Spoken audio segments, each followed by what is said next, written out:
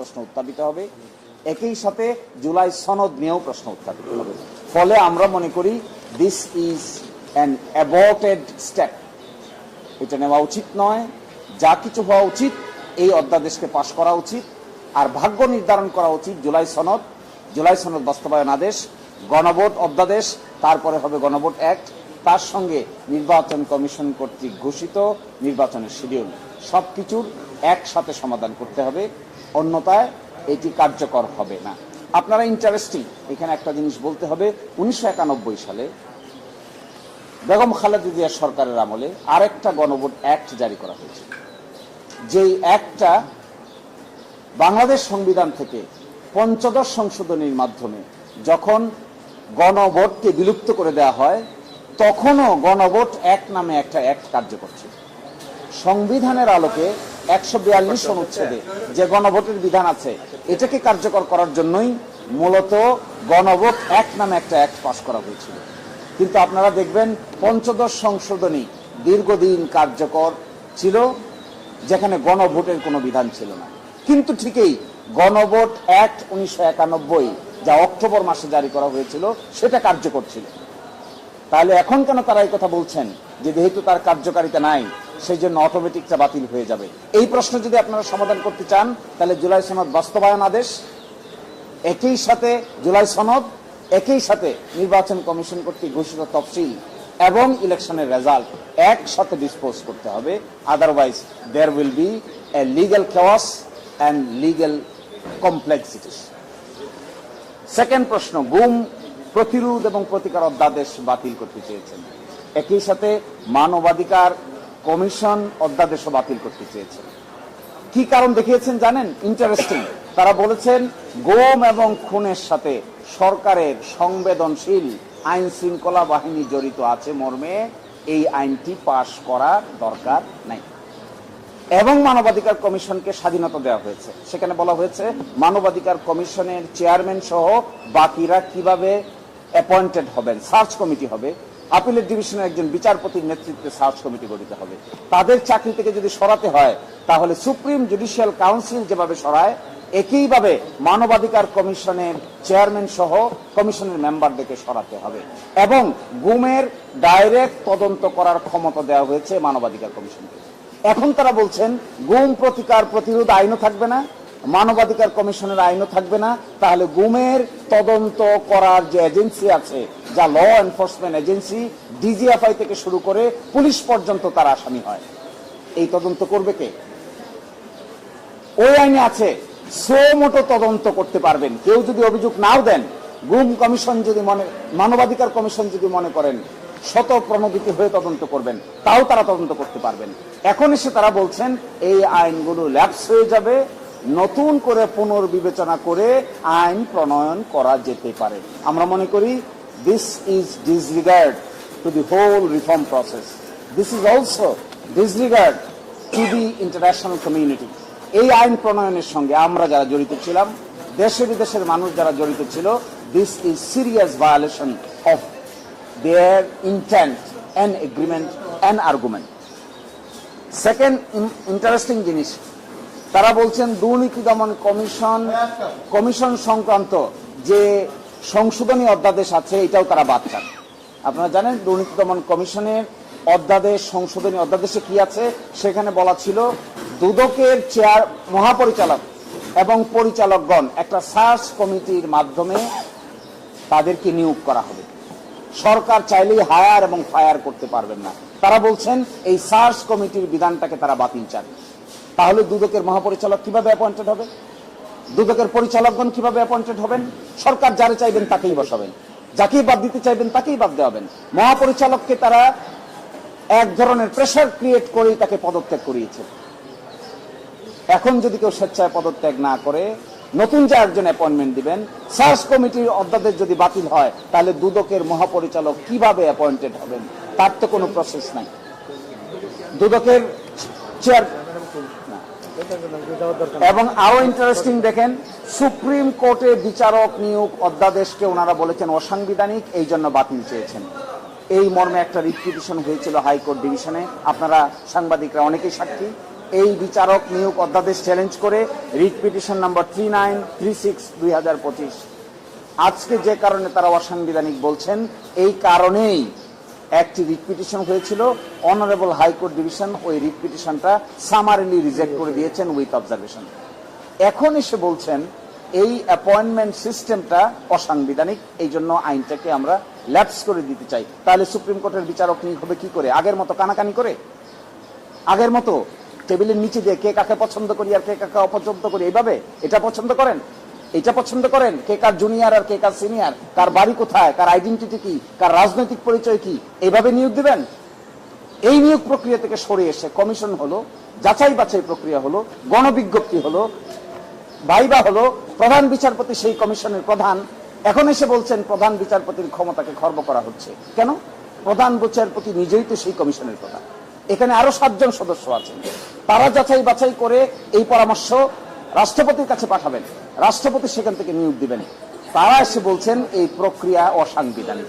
প্রক্রিয়া যদি অসাংবিধানিক হয় তাহলে বিচারক নিয়োগ প্রক্রিয়ার ক্ষেত্রে কি ধরনের স্বচ্ছ ব্যবস্থাপনা করতে চান তার সুনির্দিষ্ট প্রস্তাব দিতে হবে। আর সুনির্দিষ্ট ব্যবস্থাপনা বের না করে বর্তমানে স্ট্রাকচারটাকে নষ্ট করতে চাওয়াটা আমাদের উচ্চ আদালতকে ধ্বংস করার আরেকটা নতুন সিস্টেম জারি করতে চাচ্ছে। এইভাবে হাইকোর্ট যাকে বৈধ বলেছেন, হাইকোর্ট যাকে সাংবিধানিক বলেছেন, আপনারা গায়ের জোরে এটাকে এখন বলছেন অসাংবিধানিক। ভালোই তো। That is what is a dichotomy. In one hand you are saying to uplift the constitution, in other way around you are destroying the constitution. আরো ইন্টারেস্টিং, সুপ্রিম কোর্ট সচিবালয় হয়েছে একটা রিট পিটিশনের রায়ের প্রেক্ষাপটে। বাংলাদেশ সংবিধানের 116 অনুচ্ছেদ অসাংবিধানিক ডিক্লেয়ার করেছে আমাদের সুপ্রিম কোর্ট, এবং 6 মাসের ভিতরে পৃথক বিচার বিভাগীয় সচিবালয় প্রতিষ্ঠার নির্দেশ দিয়েছে। এই মর্মে একটি অধ্যাদেশ হয়েছে, ফাংশনও শুরু করেছে, পরিপূর্ণ ফাংশন করে নাই, আংশিক ফাংশনও শুরু করেছে। এখন এসে তারা বলছেন এই সচিবালয় অধ্যাদেশের মধ্যে সেকশন 7-এ তারা পরিবর্তন চান। কি পরিবর্তন? সরকার উপযুক্ত মনে করিলে গেজেট নোটিফিকেশনের মাধ্যমে কার্যকর করতে পারবে। এই সরকার উপযুক্ত মনে করিলে কথা যোগ করতে চান। সরকার উপযুক্ত মনে করিলে যদি এটা ফাংশন করতে পারে তাহলে এই আইনের দরকার কি? এই সরকারের উপযুক্ততার নীতি থেকে বের হওয়ার জন্যই তো এত সংগ্রাম। সেখানে ছিল উপযুক্ত কর্তৃপক্ষ, আইন মন্ত্রণালয়। এখন বলছেন সরকার উপযুক্ত মনে করিলে। সরকার উপযুক্ত মনে করিলে বদলি হবে, উপযুক্ত মনে করিলে মঞ্জুরি হবে, উপযুক্ত মনে করিলে ছুটি হবে, উপযুক্ত মনে করিলে শৃঙ্খলা হবে, উপযুক্ত মনে করিলে পদোন্নতি হবে। তাহলে অধস্তন বিচারকদের স্বাধীনতা কোথায় থাকবে? অধস্তন বিচারকদের স্বাধীনতা পরিপূর্ণভাবে তারা আর্টিকেল 116 অ্যাপ্লাই করে করবেন মর্মেই তো এত সংগ্রাম, এত কিছু। তৎকালীন প্রধান বিচারপতির নেতৃত্বে সেপারেট সচিবালয় উদ্বোধন করা হয়েছে। এখন এসে যে লাও সেই কদুতে আবার ফিরিয়ে নিতে দিতে চাচ্ছেন। আমাদের বিবেচনায় এগুলো বিচার বিভাগীয় সংস্কার, সাংবিধানিক সংস্কার এবং ট্রান্সপারেন্সি অ্যাকাউন্টেবিলিটির সংস্কার প্রক্রিয়াটাকে এজ এ হোল তারা বাধাগ্রস্ত করছেন। তারা দেখেন দুদকের প্রধান সার্চ কমিটি তারা নিগেট করে দিচ্ছেন, তারা নিগেট করে দিচ্ছেন মানবাধিকার কমিশনের তদন্ত করার ক্ষমতাকে নিগেট করে দিচ্ছেন। তাহলে আপলিট করছেন কি? বিচারকদের ইন্ডিপেন্ডেন্স নিগেট করে দিচ্ছেন, সুপ্রিম কোর্টের বিচারক নিয়োগ করার আইনকে নিগেট করে দিচ্ছেন। তাহলে পাস করছেন কি? রিফর্মের কি হবে? সংস্কারের কি হবে? এত অধ্যাদেশের ফিউচার কি হবে? আরেকটি কথা বলে আমি শেষ করে দিচ্ছি আপনাদেরকে। ব্যাংক রেগুলেশন অধ্যাদেশ নামে একটি অধ্যাদেশ আছে, যার মাধ্যমে কতিপয় ব্যাংকে একত্রীকরণ করা হয়েছে। একই সাথে আরেকটি কাজ করা হয়েছে, সেখানে ব্যাংক থেকে যারা টাকা ডিফালকেট করেছেন, মানি নিয়েছেন, লন্ডারিং করেছেন, তাদের বিচারের পরিপূর্ণ রোডম্যাপ আছে এই আইনে। তারা এসে বলছেন এই আইনটাকেও তারা ল্যাপস করে দিতে চান। কেন? তাহলে ওই মানি লন্ডারিং এর চাপে পড়েছেন নাকি? যারা মানিটা লন্ডার করলো, ব্যাংকে খালি করলো, ব্যাংক থেকে কোলাটেরাল ছাড়া লোন নিয়ে গেল, যারা ব্যাংকে ভুয়া কোম্পানি তৈরি করে without submitting any collateral took loan of crores and crores of money, তো তাদেরকে সেভ করে দিচ্ছেন তো। Why are you saving them? Why the government is proposing this type of lapsing ordinances? Why? What should be the ultimate benefit? তাহলে আমরা যে বেগমপাড়া বলি, money laundering বলি, ব্যাংকগুলোকে খালি করে বলি, এক ইসলামী ব্যাংক থেকে আসালম 70,000 কোটি টাকা সরিয়েছে, 70,000 crore টাকা। And now you, the government, is coming up with your own interpretation and giving them shelter.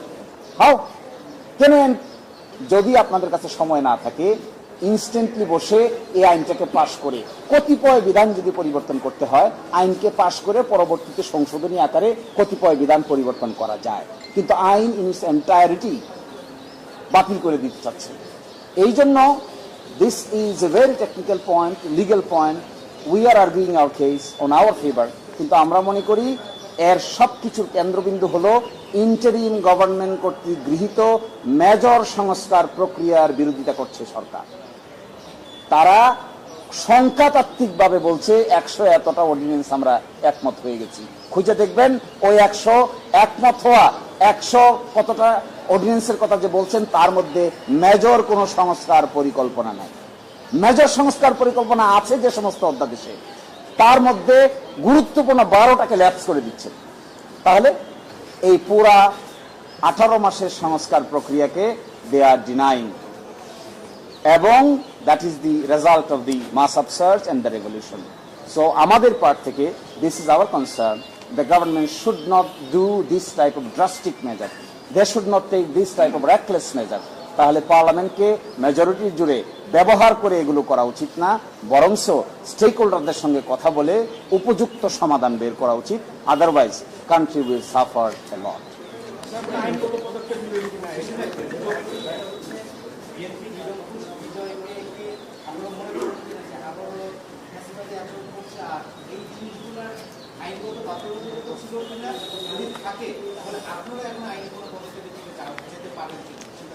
দেখেন, পার্লামেন্ট রাষ্ট্রের গুরুত্বপূর্ণ অঙ্গ।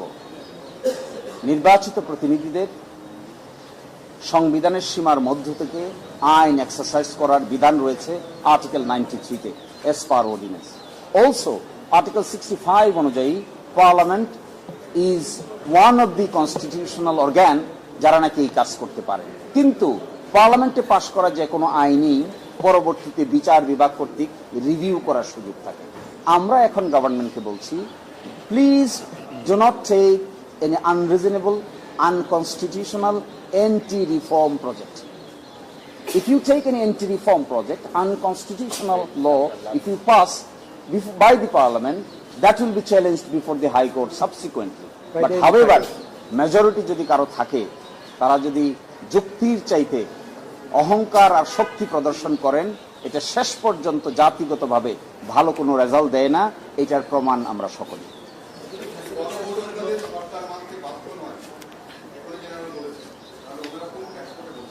হ্যাঁ, আগে যে সমস্ত অর্ডিন্যান্সেস পাস করা হয়েছে, আপনাদের যদি স্মরণ থাকে সেই দিনগুলো স্মরণ করলেই দেখতে পাবেন, ল মিনিস্ট্রি প্রতিটা অর্ডিন্যান্স পাস করার আগে ওয়ার্কশপ ডাকত। তৎকালীন দিনের অ্যাটর্নি জেনারেল, তৎকালীন দিনের যারা আইনজীবী ছিলেন, তৎকালীন দিকে যারা বিভিন্ন স্টেক হোল্ডার ছিলেন, সকলের সঙ্গে মতামত নিয়ে রিফর্ম এজেন্ডাগুলো ঠিক করে বাস্তবায়ন করার চেষ্টা করা হয়েছে। আমাদের দেশে আপনারা দেখবেন সাংবিধানিক প্রতিষ্ঠানগুলোকে সাধারণত কেউ স্বাধীনতা দিতে চায় না, কারণ সকলেই ক্ষমতা হাতে কুক্ষিগত করে রাখতে চায়। ইন্টারিম গভর্নমেন্টের সময় এই ক্ষমতাটাকে ডিস্ট্রিবিউট করার পরিকল্পনার অংশ হিসেবে জুলাই চার্টার বাস্তবায়ন করার জন্যই এত পরিকল্পনা গ্রহণ করা হয়েছে। আবার যদি সেই ক্ষমতা কুক্ষিগত হয়ে এক ব্যক্তির হাতে কেন্দ্রীভূত হয়, তাহলে তো ঘুরে ফিরে সাংবিধানিকভাবে আরেকটা ডিকটেটোরিয়াল টেন্ডেন্সি ক্রিয়েট হবে। ফর এক্সাম্পল দেখেন, 2 বারের বেশি একজন ভদ্রলোক প্রাইম মিনিস্টার হতে পারবেন না। রাষ্ট্রপতি এবং প্রধানমন্ত্রীর মধ্যে ক্ষমতার ভারসাম্য থাকবে। সাংবিধানিক প্রতিষ্ঠানগুলোকে সার্চ কমিটির মাধ্যমে গঠন করে নিয়োগ দেওয়া হবে। যাকে ইচ্ছে তাকে হায়ার করা, যাকে ইচ্ছে তাকে ফায়ার করা যাবে না। এগুলোর পারপাস কি? এগুলোর পারপাস হলো ক্ষমতাটা যেন 1-2 জন ব্যক্তির কাছে কেন্দ্রীভূত না থাকে, এই প্রক্রিয়াটাকে ডিসেন্ট্রালাইজ করার অংশ। এখন যদি ঘুরে ফিরে এই ক্রিয়েটিভ অর্ডিন্যান্স গুলোকে আবার বাদ দেওয়া হয়, এই অর্ডিন্যান্স গুলোকে আইনে পরিণত করা না হয়, তাহলে তো ক্ষমতা will be centralised, power will be centralised to particular party, particular ব্যক্তি, particular group. Then consequence will be the same thing as it happened before.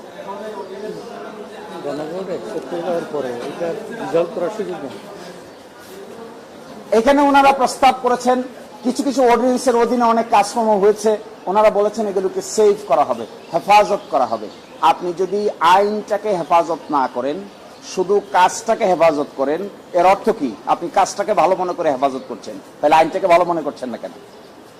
If you do হেফাজত, আপনি যদি হেফাজত করেন কোন আইনের অধীনে গৃহীত কর্মকাণ্ড, মানে কি দ্যাট কর্মকাণ্ড ওয়াজ গুড কর্মকাণ্ড, কিন্তু আপনি আইনটাকে স্ক্র্যাচ করে দিচ্ছেন, কাজটাকে হেফাজত করছেন। ফর এক্সাম্পল, হাইকোর্ট ডিভিশনে বিচারক নিয়োগ হয়েছে এই অধ্যাদেশ অনুযায়ী, এই অধ্যাদেশটি যদি বাদ করে দেন তাহলে এই বিচারকদের কি হবে?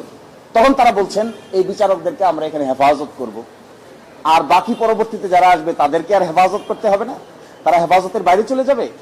এই জন্য if you recognise a system good, if you save the activity of a particular system, you have to save at the same time the provision of law at the same time. আপনি আইনকে scratch করে দিয়ে কাজটাকে বাস্তবায়ন করবেন, তাহলে পরবর্তীতে এই কাজটা কি করে হবে?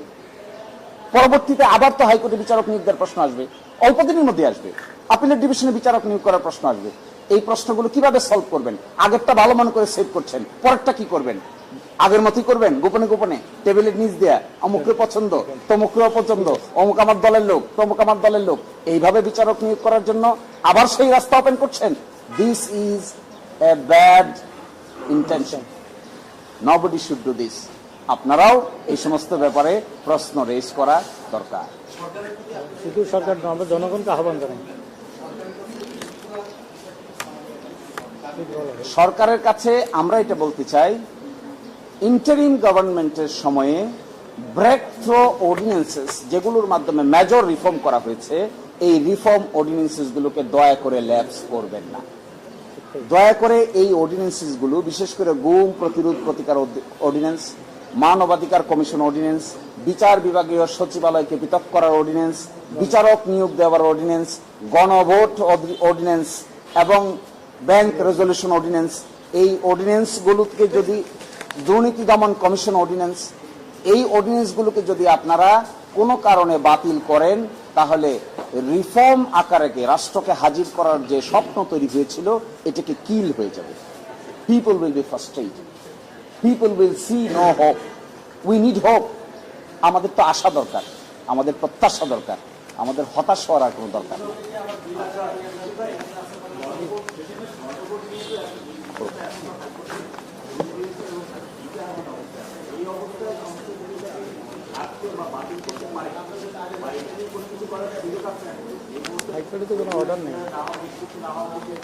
যেমন ধরুন, হাইকোর্টের সুনির্দিষ্ট কোনো অন্তর্বর্তীকালীন আদেশ নাই, যা আছে এটা একটা রুল।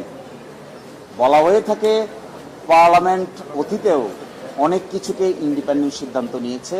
দুই ধরনের জুরিসপ্রুডেন্স আছে। কেউ কেউ বলেছেন যে কোর্টে যদি কোনো কিছু পেন্ডিং থাকে তাহলে আদালত এটার প্রতি রেসপেক্ট প্রদর্শন, পার্লামেন্ট এটাকে রেসপেক্ট প্রদর্শন করবেন।